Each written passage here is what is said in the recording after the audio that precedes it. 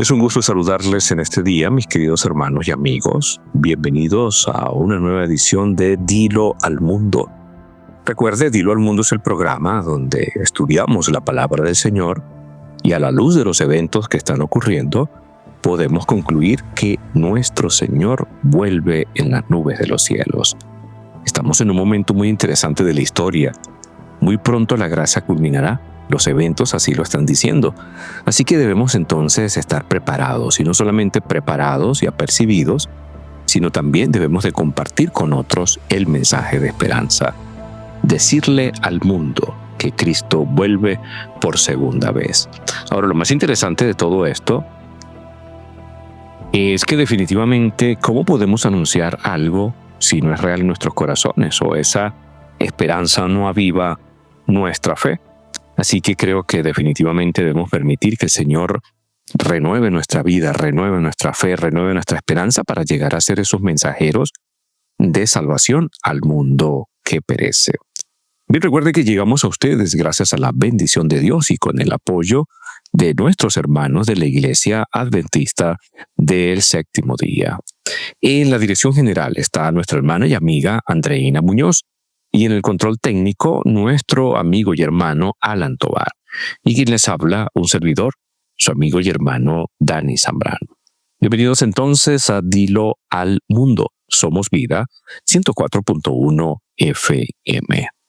Un gusto una vez más saludarles en este día y encontrarnos para el estudio de su palabra. Recuerde, estamos hablando acerca de esa preparación que debemos de tener para la segunda venida de Cristo Jesús. Y en nuestro último estudio iniciamos en lo que tiene que ver con la justificación por la fe. Recuerde que estamos estudiando todo lo que tiene que ver con el mensaje a la Odisea. Un mensaje necesario, profundo y vital para este tiempo que estamos nosotros viviendo. Así que es necesaria la correcta revelación, el correcto entendimiento de este mensaje para poder, apreciados hermanos, comprender y entender la necesidad que tenemos de un cambio, una reforma, una transformación completa en nuestra vida. No olvide que el Señor dice que si somos tibios, Él nos ha de vomitar de su boca. El agua tibia produce náuseas y se administra como vomitivo en caso de intoxicación. También entonces la indiferencia y la falta de conversión es repudiable para Dios, y los que perseveren en ella tendrán que ser despedidos del amoroso regazo del Padre. Ahora, el Señor quiere que nosotros salgamos de ese estado, de esa frialdad o esa tibieza, para entrar en el calor que solamente el Señor nos puede dar. Antes de orar, recuerde la cita que leímos, primer Testimonios para la Iglesia, tomo 1, la página 182, 188. Testimonios 1, 188 dice: sería más aceptable para el Señor si los miembros tibios que profesan la religión nunca se hubieran llamado de su nombre. Son un peso continuo para los que desean ser fieles seguidores de Jesús. Son piedras de tropiezo para los incrédulos.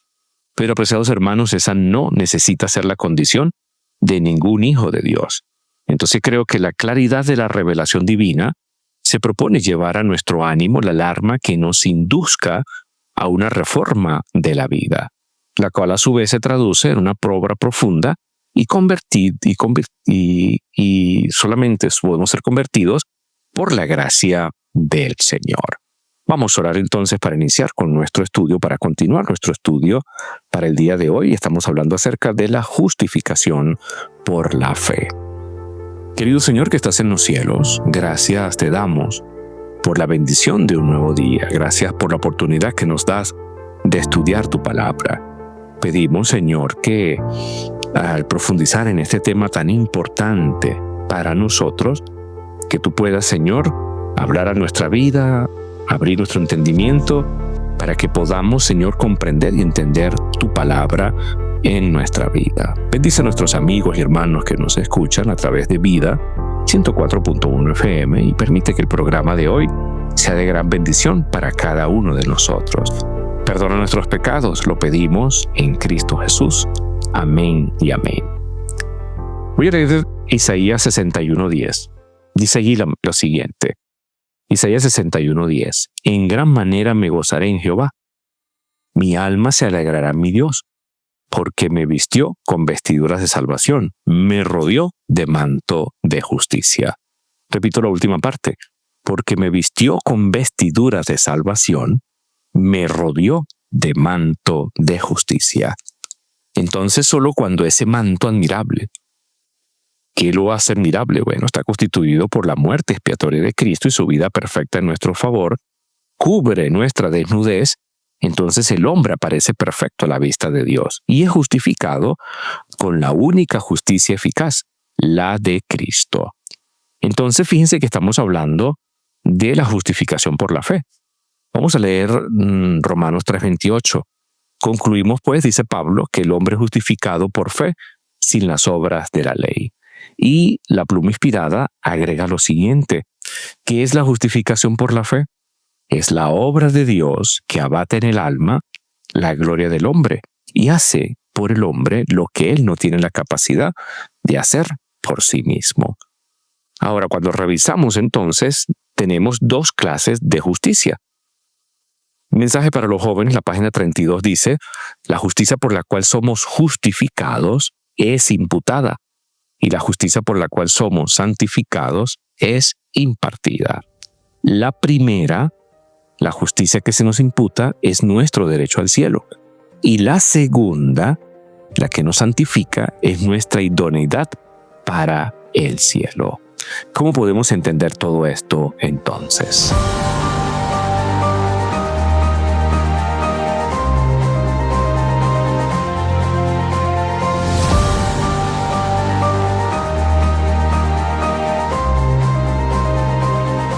Definitivamente, para poder entender esto, porque es un párrafo muy iluminador, el hecho donde se plantean dos momentos distintos del proceso de nuestra salvación, dos aspectos diversos del plan de redención, que son en cierta forma sucesivos, pero a la vez simultáneos.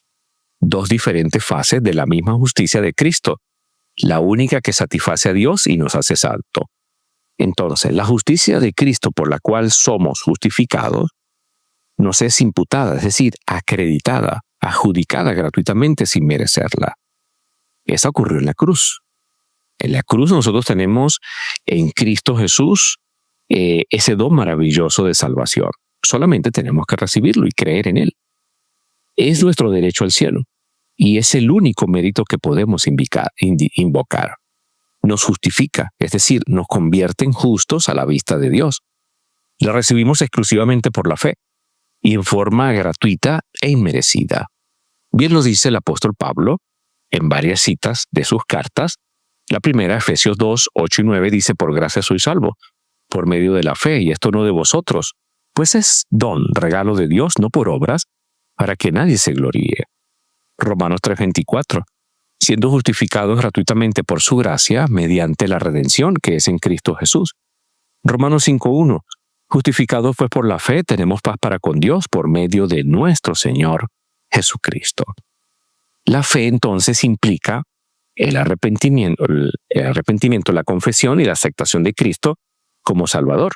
Y esto significa que nosotros, pues, por la gracia del Señor le buscamos. Nos salvamos en base al plan de que si pedimos, recibimos aquello que solicitamos. Entonces, cuando reconocemos a Cristo, aceptamos nuestros pecados, vemos que su obra es plena y completa para nosotros, vemos que solamente a través de su obra es que podemos alcanzar salvación, entonces somos justificados. Se nos imputa, es decir, se nos acredita, se nos da, se nos adjudica sin merecerlo, porque recuerde que no tenemos nada que nos haga dignos de ser salvos. Ahora, en la experiencia del nuevo nacimiento, en ese andar ahora cristiano, entonces aparece la justicia de Cristo por la cual somos santificados. Le recuerdo la cita que leímos hace un momento.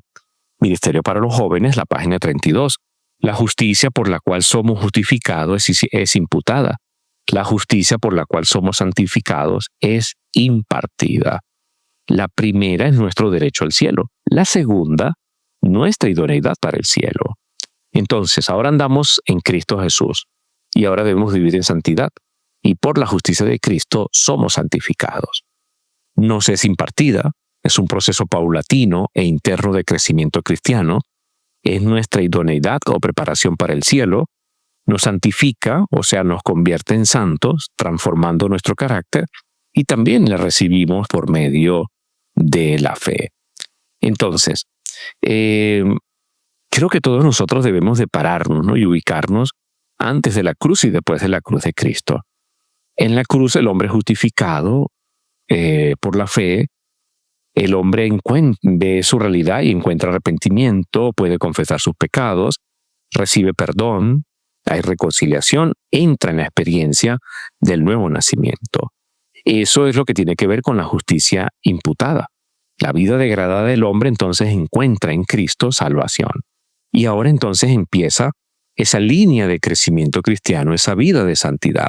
Y ahí diariamente entonces se nos imparte justicia, santificación, que es la idoneidad para el cielo por fe. Una obra gradual que abarca toda la vida y debemos de ir creciendo. Entonces las vestiduras blancas que el testigo fiel nos aconseja comprar de él no solo representan la justificación, o sea, la justicia imputada de Cristo, por medio de la cual la desnudez moral se cubre y el pecado queda perdonado. Representan también la etapa siguiente y complementaria, la santificación, o sea, la justicia impartida. Y esta abarca la victoria sobre el pecado, la transformación paulatina del carácter, el crecimiento cristiano, el triunfo sobre las debilidades e imperfecciones. En tanto que la justificación es un fenómeno instantáneo, pues Dios nos perdona y nos limpia en el momento mismo en que, arrepentidos, confesamos el pecado y pedimos el perdón. La santificación es un proceso que dura toda la vida. Lo cierto, apreciados hermanos y amigos, es que la santificación y la victoria sobre el pecado son un complemento indispensable de la justificación o el perdón de Dios. Tan ilógico sería conformarse con el primer paso sin el segundo, como permanecer en la antesala de espera en el caso de una audiencia cuando ha llegado la hora y se nos invita a pasar para ver al funcionario a quien estamos esperando. Entonces, la paz que otorga el perdón y la reconciliación con Dios resulta muy breve si no va acompañada de un proceso de cambio en la vida que nos haga odiar el pecado y nos permita abandonarlo, extendiéndonos siempre a mayores alturas. Hace pues frutos dignos de arrepentimiento, como dice Jesús en Mateo 3:8. Entonces la justificación es nuestro derecho al cielo. Vamos a colocar una ilustración. El ladrón en la cruz. Fíjense, el ladrón en la cruz, sin haber tenido ocasión de vivir un tiempo apreciable después del perdón del pecado, fue salvo. La aplicación de la justicia imputada de Cristo nos presenta perfectos y completos a la vista del cielo. Dios, entonces, mirando desde las alturas, no ve ya nuestros andrajos espirituales, no ve la vergüenza de nuestra desnudez, sino el precioso manto perfecto con el cual Cristo nos rodeó. No ve la historia de pecado del hombre arrepentido y contrito, sino la perfección absoluta de la vida de Cristo que vivió y murió por él. Pero el derecho al cielo no basta. Entonces necesitamos la idoneidad para vivir allí. Necesitamos la preparación. Si ganáramos algún concurso en virtud del cual una compañía de aviación nos otorgara el pasaje gratuito para viajar a algún país extremadamente frío, tendríamos toda necesidad de proveernos de la ropa necesaria para poder vivir allí en el tiempo que permanezcamos. Por lo tanto, el Señor espera de nosotros que preparemos nuestro carácter para el cielo, que nos ejercitemos en la obediencia de su voluntad y sus preceptos, que andemos en la luz que Él hace brillar en nuestro camino, que avancemos cada día un paso más hacia la perfección. Y así podremos ser siempre perfectos con relación a nuestra edad en Cristo, cumpliendo el mandato de Jesús. Sed pues perfectos como vuestro Padre que está en los cielos es perfecto. Mateo 5:48.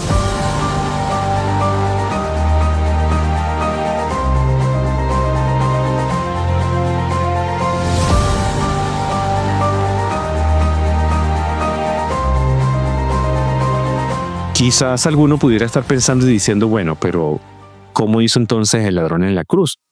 Pues fíjense que el ladrón en la cruz, al mirar a Cristo, creyó en sus méritos para ser salvo, creyó que Él podía salvarle, creyó que Él podía perdonarle, creyó que Él era suficiente, capaz, completo para darle perdón a su vida, que en ese momento ya también estaba culminando y quizás no tenía ya ningún tipo de esperanza, pero en ese momento tuvo esperanza. Y fíjense que él reprende al otro ladrón diciéndole que que no hablara de esa manera, que el que estaba allí muriendo no había hecho nada malo y era el único digno de poder salvarles. Y entonces él acepta a Cristo y Cristo entonces le imputa su justicia. Si bien es cierto, no tuvo tiempo para vivir una vida apreciable después del perdón del pecado, él fue salvo. Y fue salvo por la justicia de Cristo. ¿Por qué? Porque la justicia de Cristo lo presentó perfecto y completo a la vista del cielo. Y el ladrón en la cruz murió en la esperanza de la segunda venida de Cristo Jesús. Y cuando Cristo vuelva, será levantado por haber creído en aquel que le dijo, de cierto te digo hoy, estarás conmigo en el paraíso. Y ese lapso de tiempo que él vivió demostró arrepentimiento, demostró la necesidad de un cambio, demostró que su vida había reconocido a Cristo, reconoció su pecado y entró en ese proceso de cambio y de salvación. Y gracias a la justicia de Cristo, pues él es salvo y él espera, entonces descansa, y ese día glorioso, cuando Cristo venga, se levantará para estar con el Señor y con todos los salvos por la eternidad. Entonces, ¿cuál es el secreto de la victoria? ¿O cómo podemos obtener la victoria con todo esto que estamos hablando? Bien, para lograr esos resultados también debemos entonces aprender a depender por completo de Cristo. La base de la justicia impartida es igualmente la fe. Pero la fe es un principio activo que nos induce a renunciar al yo y a entregarnos enteramente al Señor para que Él viva en nosotros. La distancia entre la perfección relativa a nuestra edad, que ya hemos logrado por la gracia de Dios, y la perfección absoluta, que es el blanco final, la suple el Señor Jesús en todo momento con su justicia imputada. Porque Él no solo nos imputa y atribuye los méritos de su sangre, la que nos libra de la muerte, sino que también nos atribuye los méritos de su vida perfecta. Eso es algo así como que hay una relación entre la justicia imputada y la justicia impartida, y esos puntos que se van uniendo nos permiten el crecimiento cristiano. Entonces, la justicia imputada de Cristo no solo produce el perdón del pecado en virtud de la muerte expiatoria de Jesús, sino que aplica los méritos de la vida perfecta del Maestro al pecador. De esta manera, la diferencia entre la perfección impartida y el nivel de la norma perfecta, que implica una deficiencia en la vida del hombre, es suplida por Cristo, por medio de la justicia imputada. Fíjense que Cristo no solo cumplió la ley en la cruz, me explico, pagando la penalidad exigida por nosotros, de nosotros, sino que también cumple la ley viviendo en nosotros y dándonos la victoria. Entonces, la santificación es la obra de Dios en nuestra vida. A la mujer adúltera, recuerde usted, después de perdonarla, Cristo le dijo, vete y no peques más. Juan 8:11. El apóstol Pedro se hace eco del plan de Dios para el hombre cuando dice, como aquel que os llamó es santo, sed también vosotros santos en toda vuestra manera de vivir. Primera de Pedro 1:15. Y el apóstol Juan dice, estas cosas os escribo para que no pequéis. Primera de Juan 2:1. Y más tarde vuelve a decir, todo aquel que es nacido de Dios no practica el pecado, de manera habitual ni voluntaria, como lo dice Primera de Juan 3:9. Entonces, claro está, que a lo largo de nuestra penosa marcha ascendente por el sendero de la santificación, se van a producir accidentes, caídas, pecados. Las viejas debilidades quieren volver a aparecer una y otra vez. Por eso la palabra nos consuela con la hermosa seguridad del perdón de Dios logrado por medio de Cristo. Aunque Juan dice, estas cosas os escribo para que no pequéis, completa esa frase con la gran promesa divina. Si alguno hubiere pecado, abogado tenemos para con el Padre, a Jesucristo, el justo. Primera de Juan 2:1. Y la sangre de Jesucristo nos limpia de todo pecado. Primera de Juan 2:7. Entonces, cuando está en nuestro corazón el obedecer a Dios, cuando se realiza un esfuerzo con ese propósito, Jesús nos mira, Jesús acepta esta disposición y este esfuerzo como el mejor servicio del hombre y suple la deficiencia en nuestras vidas con su propio mérito divino. Así pudiéramos decir nosotros que se mezclan o se amalgaman, si me permite usar esa palabra, en forma armoniosa y se integran completamente, mutuamente, la justicia imputada con la impartida, que son en esencia una misma cosa bajo dos aspectos. Mensaje para los jóvenes, la página 37, dice: el ideal que Dios tiene para sus hijos supera en altura al más elevado pensamiento humano. El blanco a alcanzar es la piedad, la semejanza a Dios. Antes de que el estudiante se abra un camino de progreso continuo, tiene que alcanzar un objeto, lograr una norma que incluye todo lo bueno, puro y noble. Entonces, las vestiduras blancas del Apocalipsis son también mencionadas por Jesús en la parábola de la fiesta de bodas. Recuerde, allí dice, había un vestido especial provisto para la fiesta. Ahora, el que rehusó ponérselo fue expulsado. Fíjense que él llega hasta cierto punto, pero no puede avanzar hacia lo que tiene que ver con la festividad. Y entonces cuando es evaluado, cuando todos son evaluados, y él no tiene ese vestido, es expulsado, es echado fuera. Entonces ninguno podrá participar en las cenas de las bodas del Cordero si no se despoja de su propio carácter mancillado y obtiene el carácter perfecto de Cristo. Palabras de vida del Gran Maestro, la página 294 nos dice: el vestido de bodas de la parábola representa el carácter puro y sin mancha que poseerán los verdaderos seguidores de Cristo.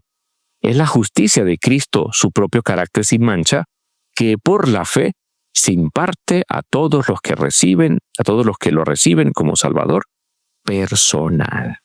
Ahora le pregunto hasta aquí, ¿usted está viviendo en la experiencia o estamos viviendo nosotros en la experiencia? La pregunta también es para un servidor.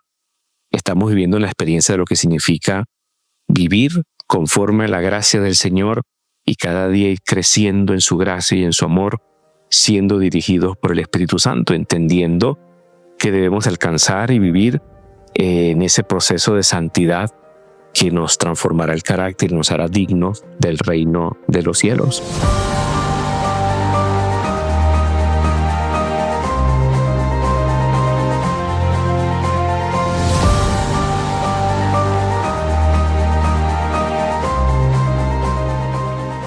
El vestido de bodas de la parábola representa el carácter puro y sin mancha que poseerán los verdaderos seguidores de Cristo. Es la justicia de Cristo, su propio carácter sin mancha, que por la fe se imparte a todos los que lo reciben como Salvador personal. Por lo tanto, entonces, el mensaje de la Odisea no es solo un mensaje de arrepentimiento y justificación por la fe. También es una invitación divina a poseer el perfecto carácter de Cristo, su justicia, su santidad. Es un mensaje de reforma. Por cierto que el proceso de la santificación, no lo olvide, es arduo y permanente. La santidad no es una obra de momento, es la cosecha de la vida. Pero aunque se trata de una batalla ruda contra las potencias del mal, esta se inicia con la garantía del triunfo. Cristo no nos ha dado la seguridad de que sea asunto fácil lograr la perfección del carácter. Un carácter noble, completo, no se hereda. No lo recibimos accidentalmente. Un carácter noble se obtiene mediante esfuerzos individuales, realizados por los méritos y la gracia de Cristo. Lo desarrollamos sosteniendo rudas y severas batallas contra el yo.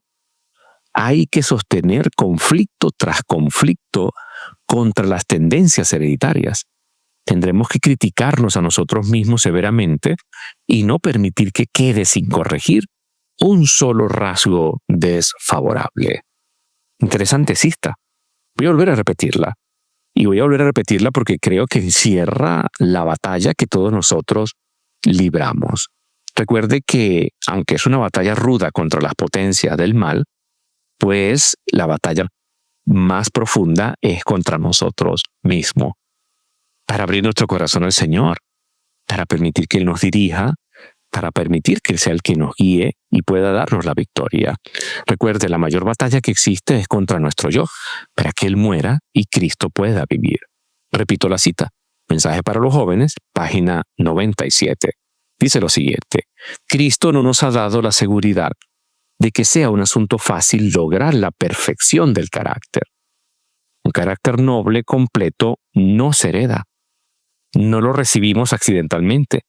Un carácter noble se obtiene mediante esfuerzos individuales, realizado por los méritos y la gracia de Cristo. Lo desarrollamos sosteniendo rudas y severas batallas contra el yo. Hay que sostener conflicto tras conflicto contra las tendencias hereditarias. Tendremos que criticarnos a nosotros mismos severamente y no permitir que quede sin corregir un solo rasgo desfavorable. Pero a pesar de las dificultades que jalonan el camino de la conquista de un carácter santo, se trata de un blanco alcanzable. Dios, recuerde, nunca pide imposibilidades. Sus órdenes son habilitaciones. Nadie diga, no puedo remoldear mis defectos de carácter. Si llegáis a esta conclusión, dejaréis ciertamente de obtener la vida eterna. La imposibilidad, ¿dónde reside? Reside en nuestra propia voluntad. Si no queréis, no podéis vencer. La verdadera dificultad proviene de la corrupción de un corazón no santificado y de la falta de voluntad para someterse al gobierno de Dios. Hemos entonces de aprender a renunciar a nosotros mismos y entregarnos deliberadamente a Cristo, a aquel que es poderoso para guardar sin caída y presentarnos sin mancha delante de su gloria. Como lo dice Judas, verso 24. Hemos de aprender a depender en todo momento de quien nos dijo, sin mí nada podéis hacer. Como lo dice Juan 15:5. Y toda potestad me es dada en el cielo y en la tierra. Como lo dice Mateo 28:18. Entonces, ¿cómo Pablo podremos decir? Todo lo puedo en Cristo que me fortalece. Filipenses 4:13. Lo que es imposible a causa de la debilidad de la carne, Dios lo hace posible por medio de Cristo. Con el apóstol exclamaremos, a Dios gracia, el cual hace que siempre triunfemos en Cristo Jesús. Entonces, a base de toda esta experiencia de triunfo está la fe. O la base de toda esta experiencia de triunfo está en la fe. Esta es la victoria que ha vencido al mundo, dice Juan, nuestra fe. Primera de Juan 5:4. Entonces la fe es ese motor, esa rueda potente que nos hace ascender la cuesta de la santificación rumbo a las alturas de la victoria. Pero el eje poderoso de esa rueda es Cristo Jesús. En Él, recuerde siempre eso, y tengamos presente siempre eso, en Él se centra nuestra esperanza y nuestra fortaleza. La fe por sí sola no es el Salvador, pero Cristo es el Salvador.